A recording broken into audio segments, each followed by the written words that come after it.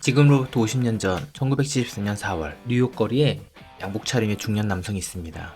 그 남성은 예정된 기자회견에 앞서 자신이 발명한 장치를 시험해보고 싶다고 했죠.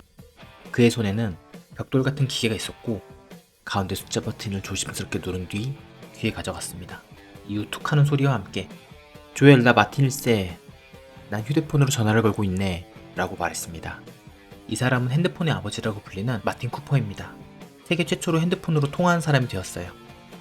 앞서 만났던 마틴 쿠퍼는 모토로라의 개발팀장인데요. 전화의 상대는 AT&T의 R&D 연구소 책임자 조엘 엥겔이었습니다.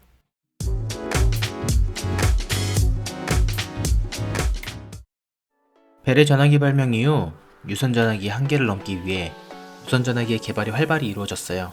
초기 무선 전화는 자동차 카폰으로만 사용됐죠. 모토로라는 휴대폰 개발 이후 10년이라는 긴 시간이 지나 세계 최초로 상용화된 핸드폰을 선보입니다. 이 핸드폰은 바로 1983년 출시된 모토로라 다이내텍 8000X예요. 다이내텍은 그 크기가 어마어마했습니다. 세로는 23cm, 가로는 13cm, 무게만 1kg였고 10시간을 충전해야 고작 20분을 사용할 수 있었어요. 현재 스마트폰의 무게가 200g 정도니까 스마트폰 5대를 묶어서 사용하는 느낌이랄까요? 가격은 더 어마어마했는데 무려 3,995달러. 지금 환율로도 약 500만원이 넘는 가격이었어요. 너무 비싼 가격이라 대중화에 실패할 것이란 우려와 달리 출시 몇 달 만에 베스트셀러가 됩니다. 모토로라의 휴대폰 출시 이후 휴대폰은 벽돌 크기에서 점점 작아져 손바닥만 해졌어요. 이렇게 시작된 핸드폰의 첫 세대를 First Generation 1세대 핸드폰이라고 불러요. 이러한 1세대 기술은 당시엔 혁신적이었지만 커다란 결점이 있었습니다. 우선 적용 범위가 좁았고 통화를 하면 주변 소음으로 상대방의 말을 알아듣기 어려웠어요. 그리고 라디오 스캐너가 있다면 누구나 전화를 걸 수 있을 정도로 보안에도 취약했습니다. 이러한 1세대 휴대폰의 단점을 개선시켜 디지털 방식의 최초의 2세대 휴대폰이 탄생합니다. 그 주인공은 바로 모토로라의 인터내셔널 3200이에요. 하지만 이때 1인자 모토로라에게 맞선 강력한 경쟁자가 나타납니다. 바로 핀란드의 한 제조업체 노키아였습니다. 노키아는 1800년대 중반 헐브 공장으로 시작한 뒤 고무, 타이어, 케이블 등을 제조하던 업체였어요. 그랬던 노키아는 2차 세계대전 당시 통신 인프라 개발로 휴대폰 산업의 기반을 닦게 돼요.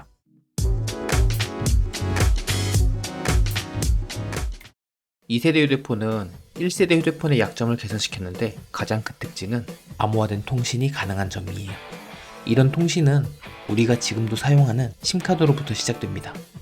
이 카드를 다른 단말기에 꽂으면 자신의 휴대폰으로 사용할 수 있었고 보안도 뛰어나서 인터넷 결제가 가능해졌어요. 이러한 방식을 세계 무선통신 시스템의 약자인 GSM이라고 해요.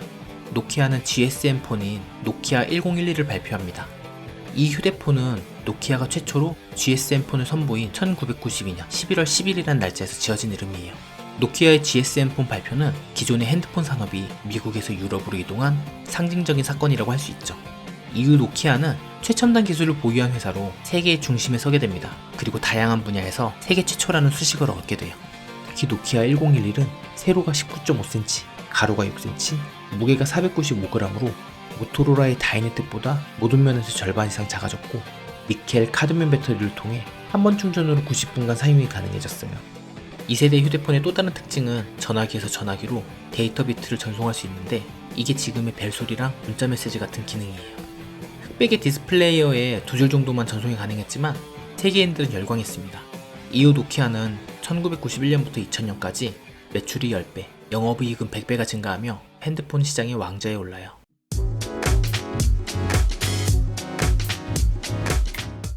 노키아의 출현 이후 핸드폰 산업은 급성장합니다. 그리고 대량 생산 시대가 열려요.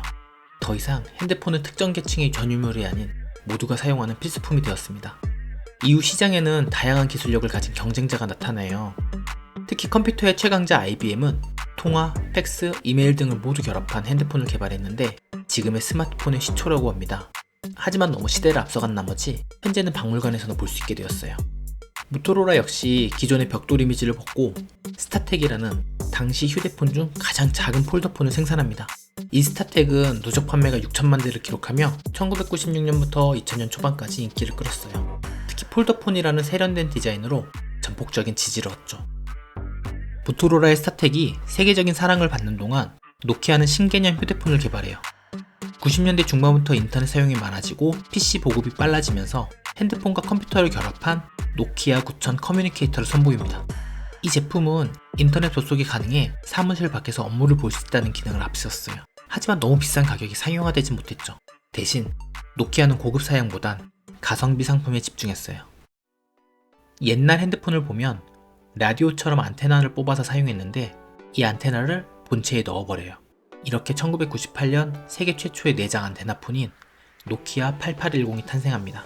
이 핸드폰은 진보된 디자인과 160자의 메시지 그리고 35가지의 벨소리로 소비자를 한 번에 사로잡았어요. 그리고 다음에 1억 2600만 대가 팔린 노키아 3210을 출시합니다. 후속작인 노키아 3310 역시 1억 2천만 대가 팔려요. 그야말로 노키아 시대를 열어가죠. 참고로 역사상 가장 많이 팔린 핸드폰은 노키아 1100입니다. 멋진 디자인이나 우수한 기능보단 군더더기가 없는 단순한 캔디바 디자인으로 누구나 쉽게 사용이 가능했고 개도국 등에 누적 2억 5천만 대가 판매되었어요. GSM 폰으로 세계 1위의 명성을 얻었던 노키아와는 달리 모토로라는 점점 쇠퇴의 길을 걷고 있었어요. 최초의 폴더폰인 스타텍의 성공에도 대중에게 다가가지 못했죠. 하지만 2004년 모토로라는 희대의 역작 모토로라 레이저를 출시합니다. 이 레이저폰은 영국 축구 선수 데이비드 베컴을 모델로 매력적이고 독특한 디자인의 패션폰으로 소비자를 사로잡았어요. 노키아가 보급형 싼 이미지였다면 레이저폰은 미래지향적인 느낌을 주었어요. 외관 역시 메탈 재질의 빨강, 파랑, 분홍 등 다양한 색상으로 젊은 층에게 사랑을 받으면서 $600란 비싼 가격에도 1억 3천만 대를 판매합니다. 모토로라는 레이저폰을 통해 반등했어요. 하지만 스타텍에서 보여준 역사를 답습하죠. 새로운 휴대폰 개발보다는 색상을 조금씩 추가하며 화려함으로 승부를 걸어요.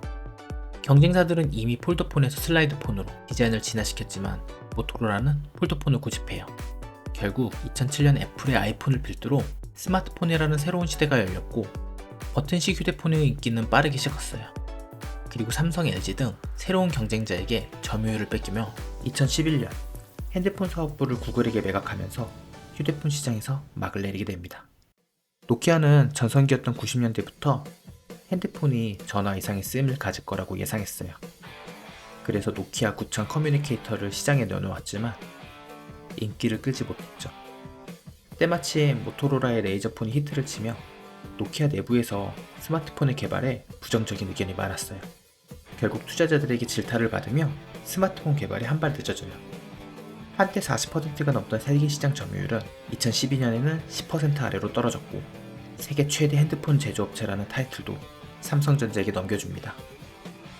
그렇다고 노키아의 노력이 없었던 건 아니에요. 엄청난 구조조정과 애플보다 많은 연구개발비로 재기를 누렸지만 상황은 호전되지 않았어요. 결국 2013년 마이크로소프트에게 노키아 모바일 사업부를 넘기게 됩니다. 자, 오늘 영상 여기까지고요. 시청해주셔서 감사합니다.